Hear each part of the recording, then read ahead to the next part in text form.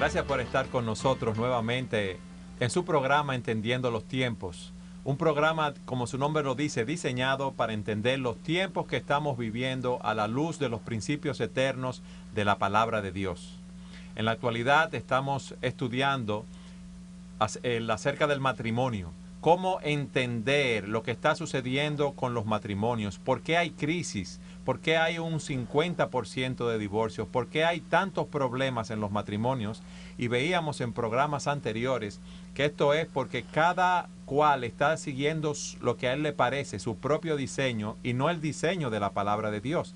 Si queremos tener matrimonios bendecidos, debemos seguir el diseño de Dios en cada aspecto del matrimonio.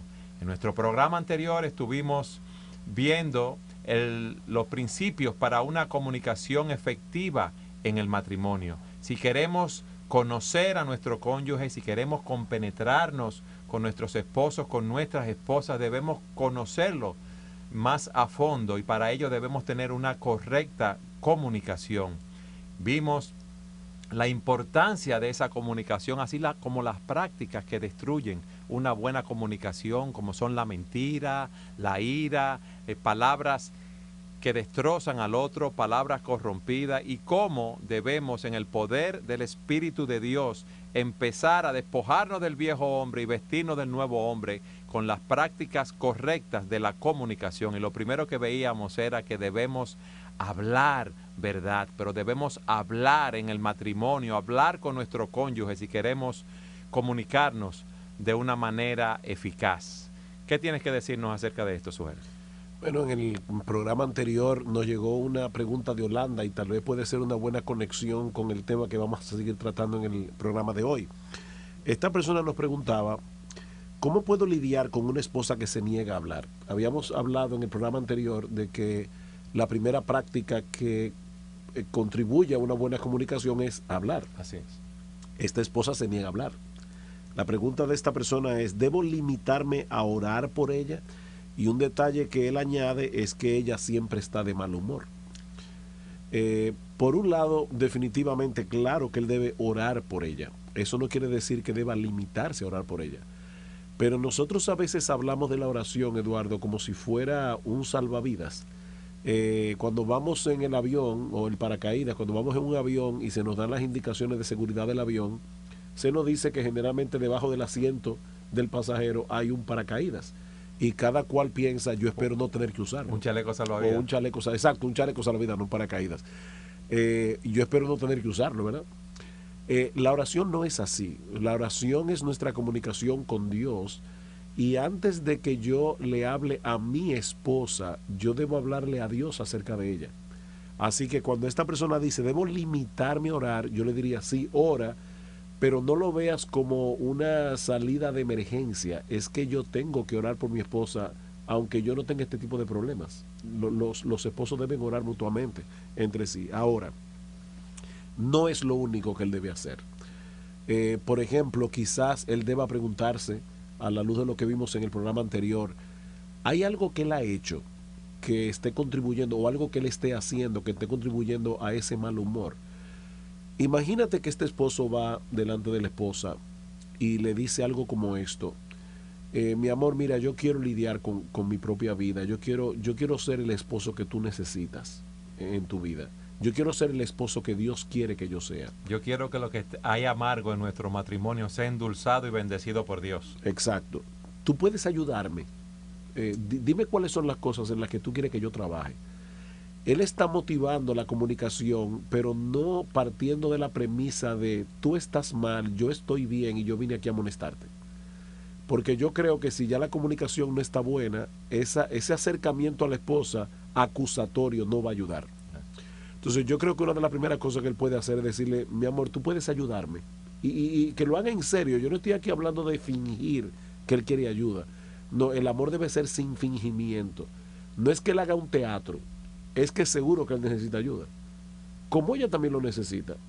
Y si él tiende ese puente, probablemente, Eduardo, la va a motivar a hablar más que venir con un dedo acusador. Otra cosa, nosotros no sabemos si estas personas, los dos profesan ser cristianos, si son miembros de una iglesia, pero es probable que también tengan que buscar ayuda en la iglesia. Y una de las cosas que él también puede decir a la esposa, mira amor, a mí me gustaría que una persona ajena a nuestro matrimonio con sabiduría nos ayudara y pudiera mirarnos desde fuera. Y yo estoy dispuesto a que me llamen la atención, yo estoy dispuesto a que me muestren cuáles son aquellas cosas en las que yo debo cambiar. Es bueno siempre que le manifieste cuál es su motivación, la gloria de Dios, y que él ama a su esposa y que quiere tener la bendición de Dios en su matrimonio. Nadie se casa para vivir un infierno aquí en la tierra. Uno quiere que su matrimonio funcione. Ahora, si queremos que funcione, debemos seguir los principios de la palabra de Dios. La Biblia dice que la blanda respuesta quita la ira. Si esta mujer está de mal humor, una de las cosas que él debería preguntarse es cuáles son las cosas que yo puedo decir a mi esposa que pudieran alegrarle el corazón. ¿Qué es lo que le está manteniendo a ella de mal humor? Eso es lo primero, Sugel, identificar las causas, lo que tú dices. ¿Por qué ella está así? ¿Soy yo que he contribuido a ese problema? ¿Hay algo en ella? ¿Hay algo en la familia? ¿Hay algo en la casa que la tiene así? Porque debemos recordar que un esposo es el pastor de su esposa y debe cuidar de ella. Ahora bien, yo creo que este es un punto importante. Vamos a suponer que él hace todo eso y la esposa no cambia. Es una posibilidad. Él debe recordar el voto que él hizo delante de Dios. Él prometió amar a esa mujer hasta que la muerte los separe, en pobreza y abundancia, en salud y enfermedad, en las buenas y en las malas. Él debe cumplir con su voto matrimonial. Una de las cosas que nosotros dijimos en un programa anterior es que el matrimonio no es un negocio, el matrimonio es un pacto. En un negocio yo doy tanto esperando que me den tanto a cambio. Cuando yo hago un pacto, yo hago una promesa delante de Dios y delante de los hombres. Este esposo debe cumplir su promesa de amar a su esposa como Cristo amó a la iglesia, para la gloria de Dios, aunque ella no responda. Y es importante que eso quede establecido allí. Es bueno que esa persona sepa que tiene el compromiso de amar incondicionalmente a su esposa, no importa cómo ella esté, no importa cómo ella le haga, lo que ella le haga. Tenía un amigo que le decía a su esposa, cuando ella le hacía algo, ella estaba disgustada, yo te voy a querer mucho aunque tú no me quieras. No importa lo que tú me hagas, yo te voy a querer mucho. Entonces, ahí él debe hacer lo que Dios dice en su palabra, debe orar al Señor y debe esperar en Dios. Pero esperar en Dios orando, Sugel, pero al mismo tiempo actuando, mostrando ese amor a su esposa. Y es importante aclarar a los amigos que nos están escuchando a través de la Radio Eternidad, a través de la internet de emisión virtual. Esto no es psicología humanista. Eso que tú acabas de mencionar, que tu amigo te decía, ¿dónde se encuentra ese principio? Aunque tal vez el amigo tuyo ni cristiano es. Eso es el amor incondicional, así como Cristo amó a su iglesia, que se dio a sí mismo por ella. Escucha lo que dice Pablo a los Corintios, una iglesia que le dio mucha agua de beber al apóstol Pablo. Dice, yo con el mayor placer, me llama la atención esa frase, el mayor placer, gastaré lo mío, y aún yo mismo me gastaré del todo por amor de vuestras almas, aunque amándoos más, sea amado menos. Claro, esto está hablando de un pastor hacia su iglesia, pero yo puedo comparar esto con un matrimonio. Sí. O sea, yo debo estar dispuesto a amar más a mi esposa, aunque amándola más, yo sea amado menos. O sea, hasta ese punto debe llegar el amor.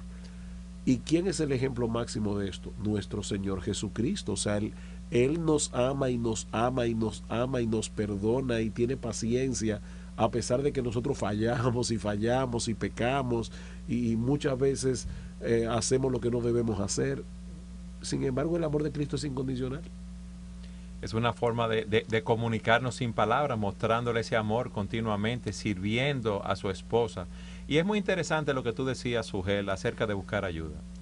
En Filipenses, Pablo dice a un compañero de milicia, te ruego que ayudes a Evodia y a Sintique. Ellas combatieron conmigo en el Evangelio y tienen problemas. Y cuando dice que ayudes a estas, es que junten las manos de ambas, porque ellas tienen un problema y no se pueden poner de acuerdo. Así pasa en el caso del esposo y la esposa. Muchas veces hay situaciones que no podemos manejar, que necesitamos la ayuda de una persona externa a nosotros, de una persona con experiencia en matrimonio, en la consejería matrimonial, de cómo tratar este tipo de asuntos, y debemos ir a hermanos más maduros en la iglesia, a los pastores, para que nos orienten y nos ayuden en este sentido. Esa es nuestra recomendación al hermano que nos escribe desde Holanda. Por eso es que la Biblia nos habla de la iglesia, del papel que juega la iglesia en la vida del creyente. Dios no nos salvó para que nosotros sigamos viviendo vidas individualistas, sino que nos colocó en un rebaño, así es, en una familia, y para eso está la familia, precisamente la familia de la fe. Queremos dar las gracias a ese hermano que nos escribe desde Holanda. Es un placer que estén en sintonía con nosotros, y es un placer que nos externe el problema por el cual está pasando, para que él pueda entender su situación, él pueda entender los tiempos, y aplicando los principios de la palabra de Dios, él pueda resolver esta situación en la cual se encuentra. Queremos decirle que en Cristo hay una solución para su problema, que Cristo obra en su vida y en Cristo hay esperanza, pero seguiremos hablando acerca de la comunicación en nuestro próximo segmento.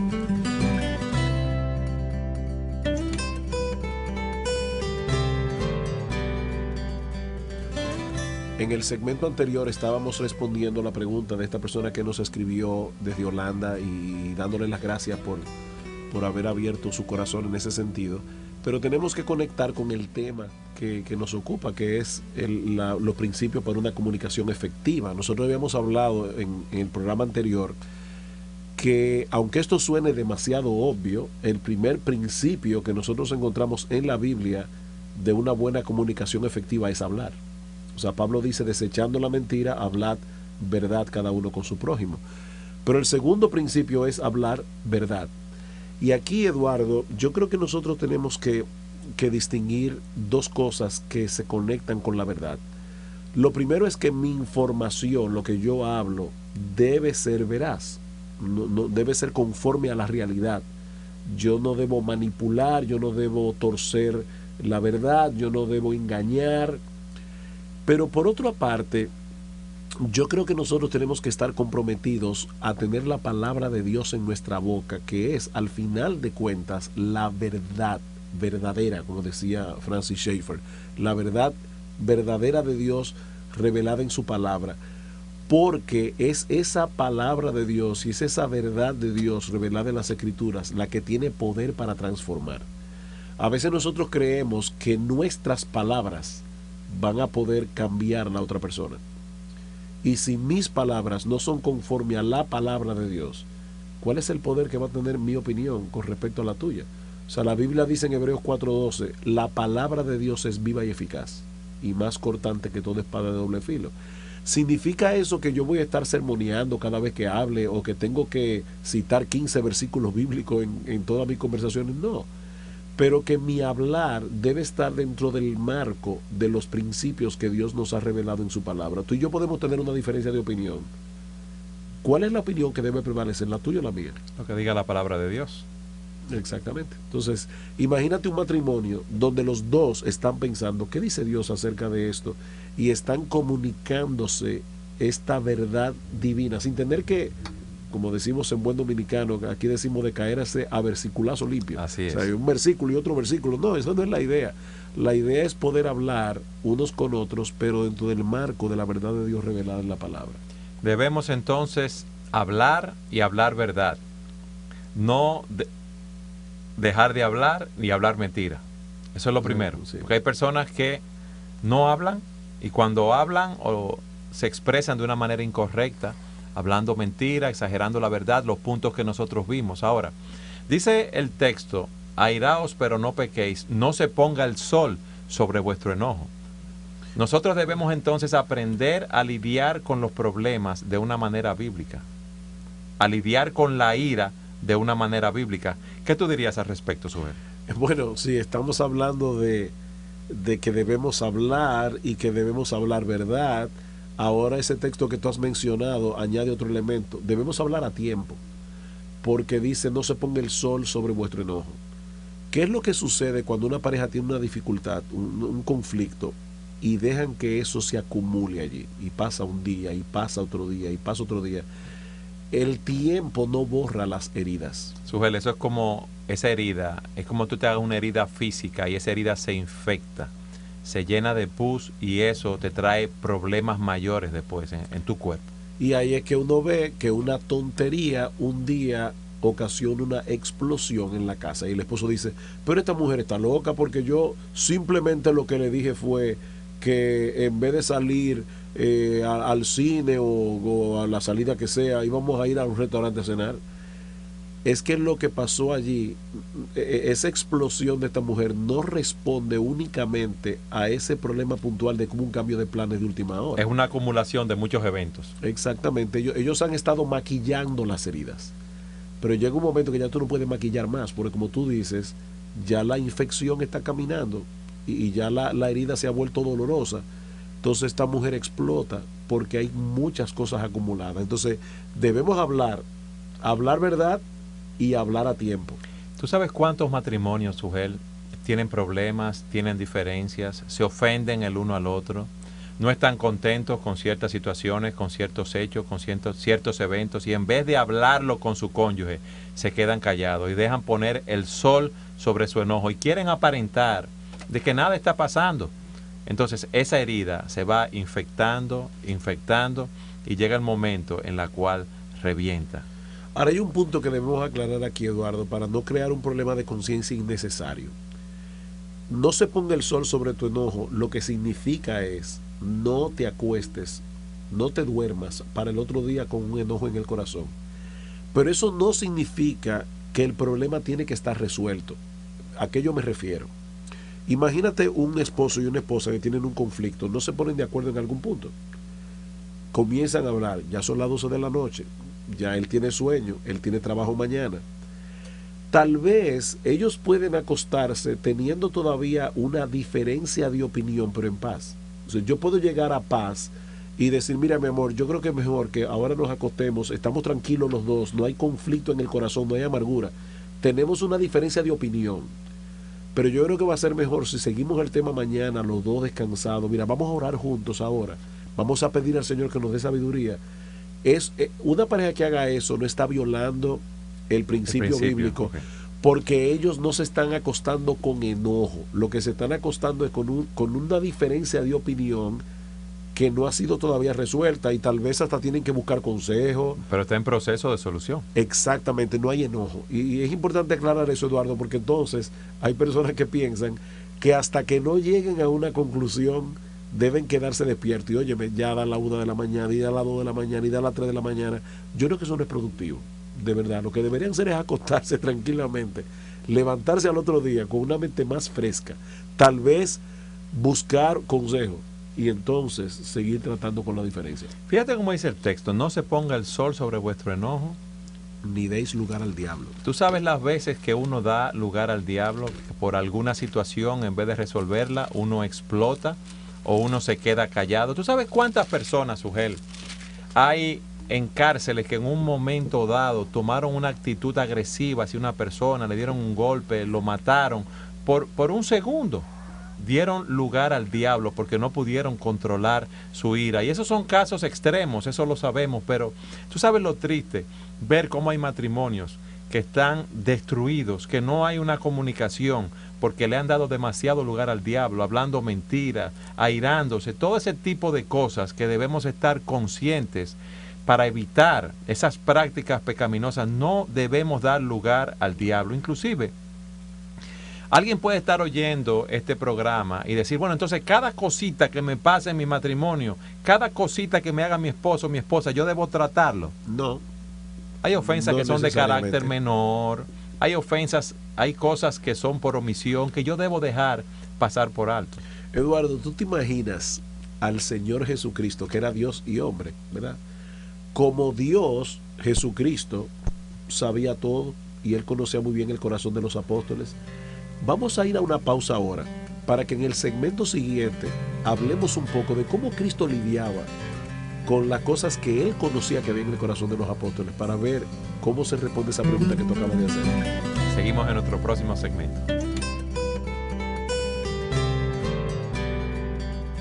nuestro segmento anterior veíamos o preguntábamos que si debemos tratar con nuestro cónyuge cada situación que suceda, algo, alguna pequeña ofensa, algo que suceda por omisión, ¿qué yo debo hacer con esas cosas? Yo debo estar continuamente puntualizando a mi pareja todas las cosas que yo veo mal o las cosas que deben ser cambiadas. Y tú decías, Sugel, que veamos el ejemplo del Señor Jesucristo en este aspecto. Sí, el punto que te quería recalcar era el siguiente.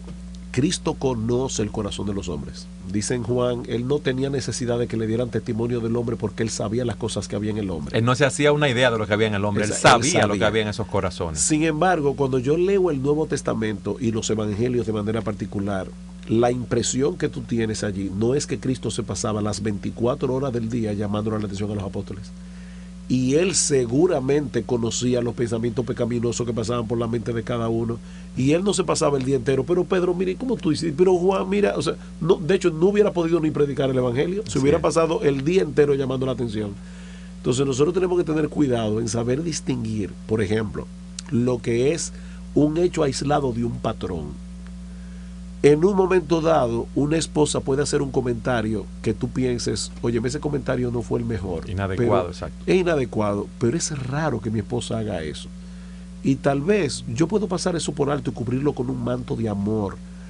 Yo no tengo necesariamente que tratar cada defecto que yo veo en la vida de ella, como ella no tiene que estar tratando cada defecto que hay en la vida mía. Yo recuerdo en un libro llamado La esposa excelente, creo, de Linda Dillon, donde ella dice en el prólogo, me llamó mucho la atención, que ella decía, le dedico este libro a mi esposo, de quien yo fungí como su Espíritu Santo por mucho tiempo. O sea, a veces nosotros corrigiéndolo continuamente queremos ser el Espíritu Santo de la otra persona y tampoco Dios nos llama a eso.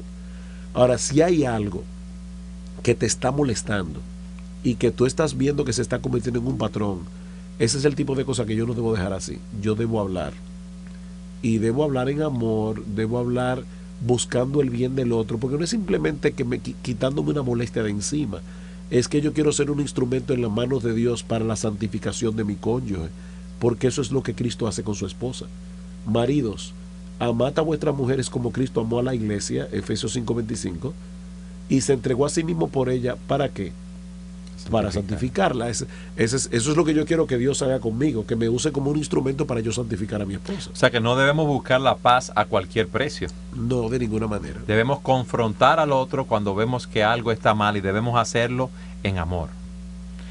Debemos entonces, Sugel, hablar verdad, no dejar que se ponga el sol sobre nuestro enojo, y debemos hablar palabras que edifiquen. ¿Tú querías decirme algo más? Sí, hace un rato tú mencionaste muchas veces esa parte del texto en Efesios de no dar lugar al diablo, y pensé preguntarte, por amor a las personas que nos están viendo y escuchando, ¿tú puedes explicar mejor qué es eso de darle lugar al diablo? Porque yo creo que es una expresión que se puede usar muy frecuentemente en el pueblo evangélico, y estamos asumiendo que todo el mundo entiende qué significa darle lugar al diablo. Yo lo definiría como cuando doy lugar a mis propias pasiones, a mis deseos, y doy una respuesta a la situación que no es conforme a la palabra de Dios. Entonces estoy dejando que esos patrones pecaminosos, esos patrones que son dominados por el maligno, vengan a regir mi vida. Entonces todo patrón que no sea conforme a lo que Dios me dice en su palabra, toda respuesta no bíblica, es darle lugar al diablo. Y la razón por la que Pablo introduce al diablo aquí, que es una persona, no es un principio de mal, es una persona maligna que tiene un plan, es que nosotros, al dejarnos dominar por el pecado o al dejar que el sol se ponga sobre el enojo, le estamos dando ocasión a Satanás para que nos ataque más eficazmente. Sugel, tú sabes qué es, yo ahorita hice mención a las cárceles.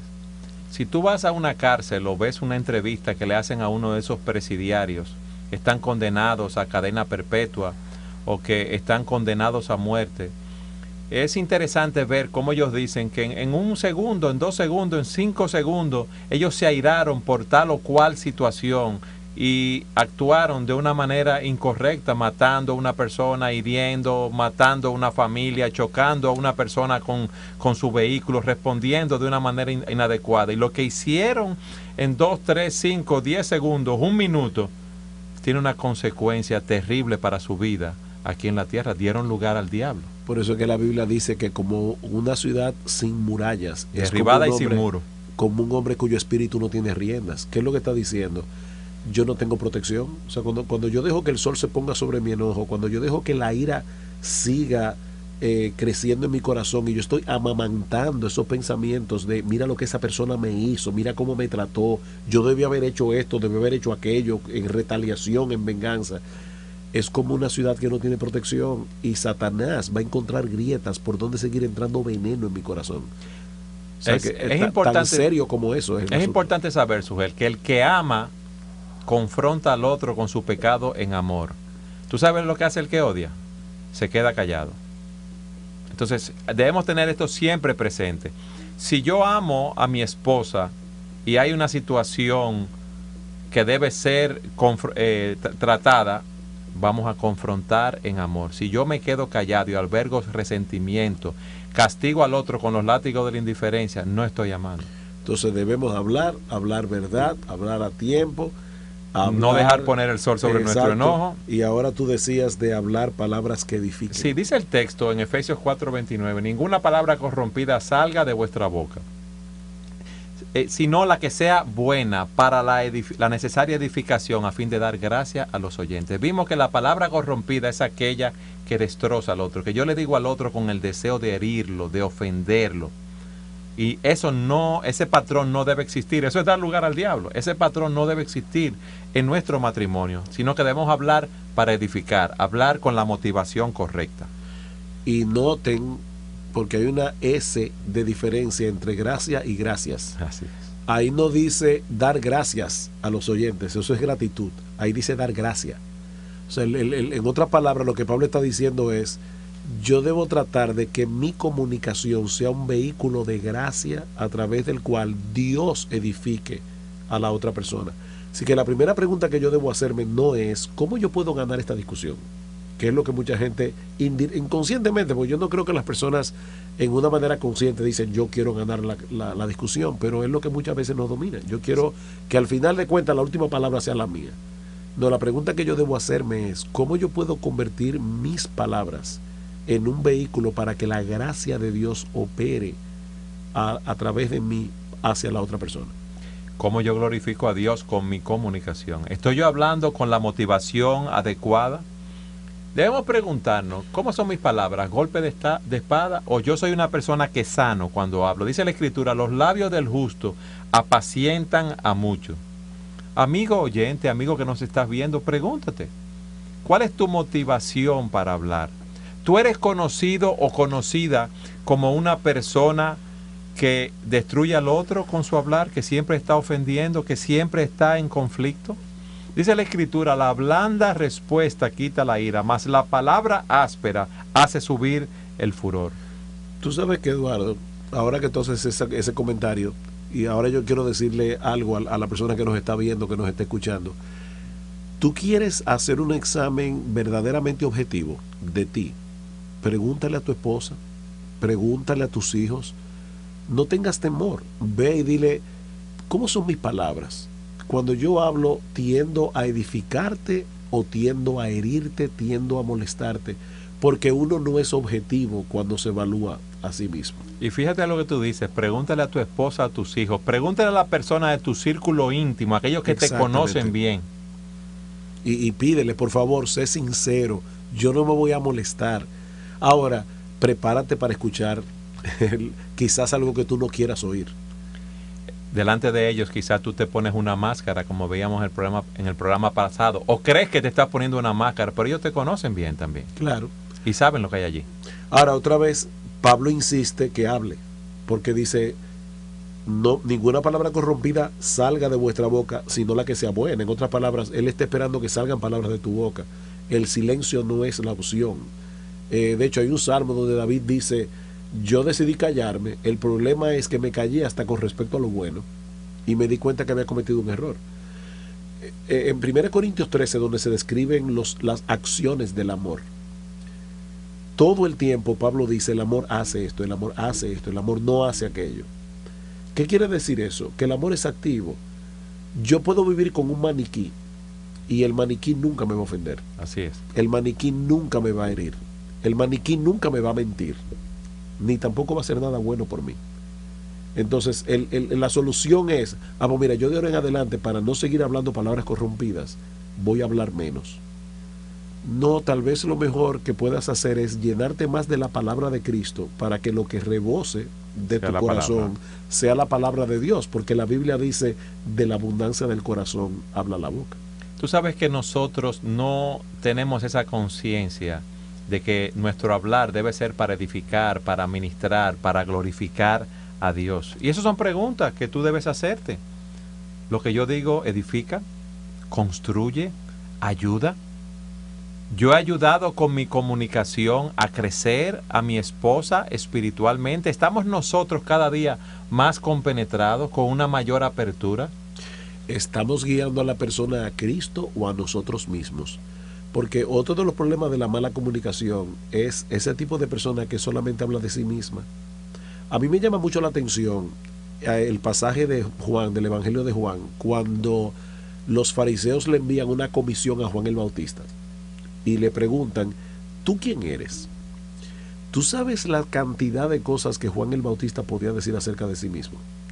Bueno, mira, yo soy hijo de un matrimonio de personas mayores, mi mamá era estéril, mi papá tuvo una visión en el templo, mi nombre me lo puso un ángel, yo he vivido 30 años en el desierto comiendo langosta y miel silvestre. O sea, Juan tenía cosas que decir acerca de sí mismo. Sin embargo, ¿cuál fue su respuesta? Yo soy la voz de uno que clama en el desierto. En otras palabras, inmediatamente él guió la conversación a Cristo. Si yo quiero edificar a los demás, Cristo debe ser mi tema dominante. Y lamentablemente, Eduardo, y yo no hablo por otros, hablo por mí. Es algo de lo que nosotros tenemos que tener cuidado todo el tiempo, porque la tendencia de nuestro corazón es a centrar la conversación en nosotros mismos. O sea, convertir nuestro hablar en un departamento de publicidad, lo que yo hago, lo que yo opino, lo que yo pienso, lo que yo tengo planes de hacer mañana, o sea, yo. Tú sabes, Suhel, que aún para nosotros confesar nuestros pecados, para decir cosas negativas, podemos edificar a otro. Oh, sí. Un esposo peca contra su esposa, le habla mal. ¿Qué tiene que decirle? Mi amor, perdóname, te hablé mal. Tan pronto te hablé mal, el espíritu me reprendió, se contristó dentro de mí. Vi que había pecado contra ti. Perdóname, que yo quiero agradar a Dios en todo. Aún reconociendo su pecado, está hablando palabras que edifica, porque ahí no está dando lugar al diablo. Ahí dio lugar al diablo cuando se airó o cuando ofendió, pero luego, al confesar su pecado, da gloria a Dios. Amén, así mismo es. Entonces nosotros debemos, hasta en ese sentido, ser un testimonio para nuestros cónyuges. Es muy interesante también, Sujel, que hay un aspecto de la comunicación que las personas no toman mucho en cuenta, y es tener un oído atento. Nosotros somos muy buenos hablando, diciendo lo que nos viene a la mente, pero somos muy malos escuchando.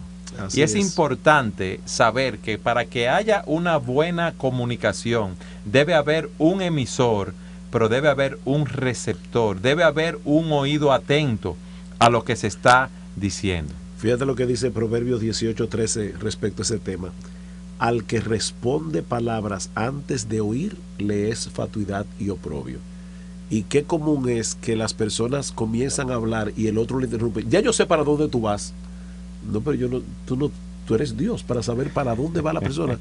Déjalo terminar y déjalo que él dé su argumentación completa. Y otra vez, no estoy hablando por otros, porque yo he cometido ese pecado muchas veces. Aún en la Biblia vemos ese ejemplo. Ana era una mujer estéril. Ella quería tener un hijo. Va al templo y está orando a Dios sin emitir palabras, derramando su corazón en la presencia de Dios para que le concediera un hijo. El sacerdote Elí la ve gesticulando con su boca, articulando pero sin emitir palabra, y piensa que ella está borracha y le dice, mujer, sí, digiere tu vino. Y ella le dice, no, yo estoy atormentada, atribulada, yo estoy afligida porque yo quiero tener un hijo. Pero él juzgó mal. Los amigos de Job van donde él, no conocen la causa de Job, y ¿qué dicen? Tú estás así porque tú pecaste. El que responde antes de oír cosecha necedad y vergüenza. Y nosotros muchas veces hemos respondido antes de oír. Pero también hay otra cosa que debemos aprender, Cuando el otro esté hablando, no debo interrumpirlo, pero también debo darle mi completa atención. Qué desagradable es, Sugel, que tú estás hablando con una persona, con tu esposo, con tu esposa, con un compañero de trabajo, con un amigo en la universidad, y tú le estás hablando y él está chateando en el Bibi, o está con la computadora en internet, o tú le estás hablando y está viendo la televisión y te dice, no, pero habla que yo te estoy escuchando, no importa. No, debemos dar nuestra más completa atención. Debemos ser prontos para oír. Debemos dejar lo que estamos haciendo para oír al otro, porque si no le estamos enviando un mensaje negativo. Dime lo que tú me vas a decir, que yo estoy viendo esto y esto es más importante, o es más importante este mensaje que estoy recibiendo en el Bibi en este momento, y no debe ser. Le dicen, no te preocupes que yo soy multitask. En otras palabras, yo puedo hacer varias cosas al mismo tiempo. El otro día mi esposa y yo salimos a un sitio a cenar y fue simpáticamente trágico que había una pareja sentada uno frente al otro, cada uno con su chat, no sé si era Bibi o si era un iPhone o qué era, pero cada uno estaba con el WhatsApp o yo no sé con qué, uno frente al otro. Es impresionante ver cómo estos aparatos de comunicación están destruyendo la comunicación. Destruyéndola por completo. Una de las cosas también que debemos decir a las personas que nos están escuchando es que no se sientan presionados a tener que responder todo rápidamente. O sea, tú debes tener un oído atento, pero también tú puedes orar. Señor, ayúdame a entender lo que la persona me está diciendo. ¿Tú recuerdas cuando el rey le preguntó a Nehemías por qué estaba triste en su corazón? Dice en Nehemías capítulo 1, hablando el mismo Nehemías, entonces yo oré a Dios y dije al rey. O sea, en ese momento es evidente que Nehemías no se pudo retirar a orar, pero como una flecha hacia el cielo clamando por ayuda, Nehemías dijo, Señor, ayúdame para responder palabras correctas. Dice en Proverbios 15:28, el corazón del justo medita antes de responder. Y en Santiago 1:19 dice que debemos ser prontos para oír y tardos para hablar. Lamentablemente, en la mayoría de los casos somos prontos para hablar y muy tardos para oír. Tú sabes que muchas veces uno oye el programa, oye los principios que estamos diciendo de la palabra de Dios, lo que es tener un oído atento, que de no interrumpir a la otra persona, de darle mi completa atención, pero muchas veces yo estoy ahí y aparentemente le estoy dando mi completa atención y mi mente está viajando por otro sitio, o sea que no estoy concentrado en lo que la otra persona me está diciendo. Eso pasa mucho en las conversaciones telefónicas, cuando la persona está hablando desde la oficina frente a un computador, porque la otra persona que está del otro lado de la línea no sabe qué es lo que yo estoy haciendo, y es probable que yo esté con el auricular del teléfono aquí, pero mis ojos están pegados en el iPad o en la pantalla de la computadora. Yo no estoy prestando total atención. Yo me he sentido a veces convicto de pecado cuando eso ha pasado, porque yo he pensado lo siguiente: cuando yo le oro a Dios, sus oídos están atentos a mí, y Dios me escucha cuando yo oro como si no hubiera ningún ser humano más en el planeta. Dios me pone toda su atención. Y nosotros debemos imitar a nuestro Padre Celestial. Pero vamos a continuar hablando de las prácticas que construyen la buena comunicación, específicamente de cómo tener un oído atento, pero vamos a hacerlo en el próximo segmento. Gracias nuevamente por estar con nosotros en su programa Entendiendo los Tiempos. Si usted no está sintonizado en este momento, queremos decirle que estamos hablando de principios para una comunicación efectiva en el matrimonio. Estos principios se aplican en cada aspecto de nuestras vidas. Hemos visto la importancia de una buena comunicación, las prácticas que destruyen la buena comunicación, como es hablar mentiras, dejar que el sol se ponga sobre su enojo, airarse, hablar palabras corrompidas, son todas prácticas que destruyen la buena comunicación. Luego vimos las prácticas que desarrollan una buena comunicación. Primero debemos hablar, ¿verdad, Sugel? Hablar verdad. No dejar que el sol se ponga sobre nuestro enojo, hablar palabras que edifiquen. Y ahora estamos viendo cómo tener un oído atento. Debemos ser buenos oidores. Debemos dejar que la otra persona hable sin interrumpirla. Debemos darle nuestra completa atención a esa persona y tratar de no perder la concentración. Pero hay un aspecto más, Sugel, en el cual debemos crecer como oidores, si podemos decirlo así, y es asegurarnos que entendemos lo que la otra persona nos está diciendo. A medida, aún en el caso del Señor Jesucristo, que era el comunicador perfecto, las personas lo oían y no entendían lo que el Señor le estaba diciendo. Él decía, destruiste este templo y en 3 días lo reedificaré. Y dice que ellos no entendieron que se trataba de su cuerpo.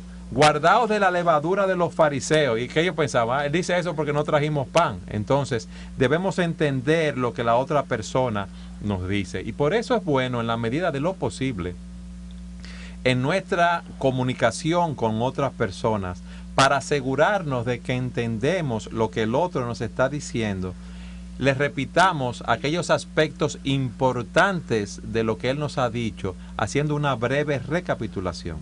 O sea, lo que, como ejemplo, la esposa le dice algo a usted, entonces usted le dice, mi amor, tú lo que quieres entonces es que yo haga esto así, de tal o cual manera. Sí, mi amor, eso es, ok.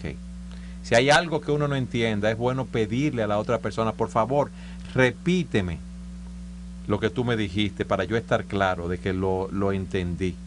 Y siempre hay un aspecto muy importante, y es hacer una buena construcción de lo que nosotros oímos. Tú sabes que mi esposa me puede estar explicando de algo que sucedió, que yo no estoy muy claro. Dice la Escritura, el amor no piensa lo malo. Lo que esa persona me está diciendo, si yo no tengo evidencia en contrario, yo debo aceptarlo como bueno y válido. Nosotros siempre, Sugel, vivimos conjeturando, diciendo, tú me dices esto por esto, tú me dices esto por lo otro. Siempre estamos haciendo conjetura. No debemos pensar que lo que el otro me dice tiene un doble sentido. No, una persona es inocente hasta que se demuestre que es culpable. Y la persona que habla puede también contribuir a que el otro sea un buen oidor, haciéndole una simple pregunta. Fulano, yo me di a entender. Que de paso, generalmente las personas me preguntan, ¿entendiste? Yo creo que esa no es quizás la mejor pregunta, porque si no se entendió, entonces le está poniendo la carga al otro de que tal vez fue que el otro no entendió. Pero cuando yo me pregunto, yo me di a entender, yo estoy señalándome con el dedo a mí mismo, porque tal vez yo no me di a entender. En otras palabras, tal vez yo no me expliqué de la mejor manera posible. Cuando yo le pregunto a alguien, fulano, yo me di a entender, alguien puede decirme, mira, la verdad es que no te estoy entendiendo del todo. O sea, yo no entiendo para dónde que tú vas. Pues mira, déjame tratar de explicártelo de otra manera, con otras palabras. O tú me puedes explicar en tus propias palabras qué es lo que tú entiendes que yo estoy pidiendo de ti. Esa es una forma en que el que habla ayuda al que escucha a entender mejor o esclarecer si de verdad está entendiendo el mensaje tal cual yo lo estoy enviando. ¿Qué tú le dirías a esas personas que son muy suspicaces, que siempre creen que el otro le está hablando con un doble sentido, que las cosas no son así, que ellos piensan lo que el otro le está hablando, pero tú piensas que yo soy un tonto, que te voy a creer lo que tú me estás diciendo? Hay un texto en la palabra de Dios que yo trato de que gobierne mi vida en ese sentido, y es 1 Corintios 4:5. Pablo dice allí expresamente, no juzguéis nada antes de tiempo hasta que venga el Señor. Vamos a detenernos por un momento ahí. ¿Significa eso que al tratar con otras personas yo debo anular mi juicio? No, de ninguna forma, porque yo tengo un discernimiento. Si yo veo a un esposo dándole una bofetada a su esposa, yo no puedo decir, yo no debo juzgar nada antes de tiempo hasta que venga el Señor. No, porque en este caso evidentemente hubo un pecado o hablándole mal. Lo que Pablo está diciendo, el texto sigue diciendo aquí es, no juzguéis nada antes de tiempo hasta que venga el Señor, el cual aclarará también lo oculto de las tinieblas y manifestará las intenciones de los corazones. Entonces lo que yo no debo juzgar es precisamente eso, la intención del corazón. ¿Por qué tú me estás diciendo lo que me estás diciendo si no hay nada ofensivo ahí? Exacto, o sea, yo no puedo asumir que yo puedo ver lo que hay en tu corazón y la intención mala que tú tienes, de tal manera que tú me estás diciendo que es blanco, pero en realidad me quiere decir que es negro. O sea, yo no puedo ver tu corazón. Cuando yo recuerdo que yo no soy Dios y que solo es en la segunda venida de Cristo que se van a aclarar las intenciones de los corazones, eso me frena de estar haciendo ese tipo de juicio. ¿No es esto, las personas que son así, no es esto una muestra de una hipersensibilidad o de inseguridad en sus vidas, que tienen que cuestionar todas esas cosas? ¿O es que se creen que son más inteligentes que los demás? Okay. Que ellos ven donde no hay y son como Dios, porque conocen las motivaciones de las personas. Mira, la hipersensibilidad, todo eso que tú mencionaste no son más que caretas del orgullo. A la larga, el problema ahí es orgullo. O sea, yo puedo saber, yo tengo tanto discernimiento, como dicen algunas personas, mira, yo conozco al cojo sentado y al ciego durmiendo. O sea, hay personas, y aquí debo aclarar algo, a veces es verdad que son personas que tienen mucho discernimiento.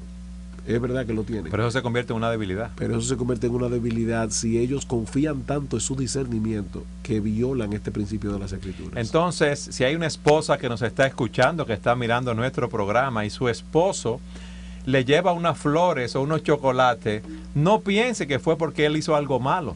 Piénselo que es porque él le ama, por lo que él está diciendo, mi amor, me acordé de ti y hoy te compré estas flores, te compré este chocolate o te voy a llevar a cenar porque te quiero. No esté con suspicacia. O pensando que tal vez él está buscando otra cosa, que no es simplemente dar una muestra de cariño. Es así. Tú sabes que también nosotros debemos tener un oído atento, Sujel, cuando vienen a reprendernos, cuando nuestro cónyuge viene a decirnos, a puntualizarnos algo que hemos hecho mal o que hemos pecado. A nosotros no nos gusta ser reprendidos y ahí es que entonces nosotros cerramos nuestros oídos. Ahí viene ya esta mujer a decirme esto, a decirme lo otro, a sacarme en cara lo que yo hizo mal. Pero yo debo hasta ahí hacer una buena construcción y decir, lo hace por amor a mí. Fíjate lo que dice en Proverbios 25:12. Como zarcillo de oro y joyel de oro fino, es el que reprende al sabio que tiene un oído dócil. O sea, no solamente es sabio el que reprende con palabra de sabiduría, sino también el que tiene un oído dócil para escuchar esa palabra de sabiduría. Entonces, es como tú dices, yo debo tener un oído dócil, sobre todo cuando me reprenden. A mí no me agrada que me reprendan. A ninguno nos agrada, porque cuando te están diciendo, mira, tú hiciste esto, esto, lo otro mal, uno no está contento porque lo están reprendiendo, uno se siente mal. Y que el otro venga a decirle a uno lo que uno hizo mal, pero es una misericordia de Dios. Dice el salmista, que el justo me castigue será un favor. Es así. Y por último, para tener un oído atento, ese oído debe ser una caja fuerte, Sujel. Tú sabes que hay dos tipos de cajas. Hay cajas de resonancia, yo puedo dar un golpe sobre la mesa y el golpe se reproduce. Pero hay lo que es una caja de seguridad, que lo que tú dices se queda ahí adentro y no sale. Y tú sabes que muchas veces nosotros tenemos la tendencia de cuando sabemos algo de una persona, de nuestra esposa, o que estamos viviendo una situación, oímos algo, tendemos a hablar de más. Somos caja de resonancia y no debemos ser así. Dice la palabra en Proverbios 11:13, el que anda en chismes descubre el secreto, mas el de oído fiel lo guarda todo. Y dice en 20:19 Proverbios, el que anda en chismes descubre el secreto, no te entremetas pues con el suelto de lengua. O sea que no debemos ser sueltos de lengua y no debemos entremeternos con el suelto de lengua. Dice la Escritura que las malas conversaciones corrompen las buenas costumbres. Lo que pasa, Eduardo, es que también dice la Biblia que el chisme es como un bocado dulce. O sea, cuando tú te dicen algo te quieren decir un secreto de alguien, te pica la curiosidad y tú quisieras escuchar. Pero es un bocado que cuando entra es dulce al paladar, pero va a ser amargo al vientre, porque estamos pecando. Tanto peca el que habla un chisme como el que lo escucha. Entonces, en ese sentido, nosotros tenemos que tener mucho cuidado, porque las iglesias, lamentablemente, la mayoría de las veces que una iglesia se divide, en gran medida es por causa de los chismosos que están dentro de la iglesia. Si nosotros queremos crecer en nuestras relaciones interpersonales, si queremos crecer en tener matrimonios estables, debemos ser buenos comunicadores en todas las áreas de nuestras vidas. En el matrimonio, con nuestros hijos, en el trabajo, en la universidad, en el colegio, en el vecindario. Debemos crecer como comunicadores y para ello debemos trabajar en el poder del Espíritu de Dios. Debemos despojarnos de las viejas prácticas del viejo hombre que está viciado conforme a sus deseos engañosos. Debemos despojarnos de la mentira, de la ira, de las palabras corrompidas, y debemos vestirnos del nuevo hombre. Debemos hablar verdad, no debemos dejar poner el sol sobre nuestro enojo, debemos hablar palabras que edifiquen y debemos tener un oído atento. Si queremos entender los tiempos en los cuales estamos viviendo, si queremos entender el por qué la crisis que hay en nuestra sociedad, esta crisis no es más que una proyección de la crisis interna que hay en el hombre, porque quiere vivir conforme a sus pasiones y sus deseos y no conforme a los principios de la palabra de Dios. Por eso debemos entender los tiempos, debemos entender e interpretar los tiempos que estamos viviendo a la luz de los principios bíblicos. Gracias por estar con nosotros en su programa Entendiendo los Tiempos. Sujel, gracias por estar aquí con nosotros. Qué bueno que regresaste de tu viaje y regresaste bien. Que el Señor los bendiga.